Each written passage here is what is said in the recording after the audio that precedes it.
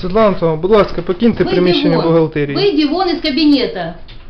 Я зараз голова фонду, Да виконуючий неужели? обов'язки. А я хто? На мене покладено виконання Я хто обов'язків. тут? Передай мені всі документи офіційно. На якій підставі?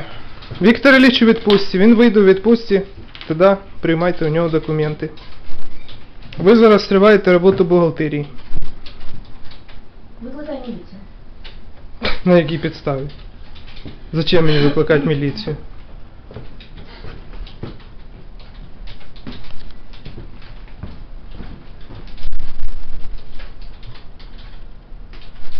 Будь ласка, покиньте приміщення бухгалтерії. Не заважайте людині працювати. Саш, подойди, пожалуйста, потому что тут уже физическую силу применяют. Та ви що? Хто приміняє?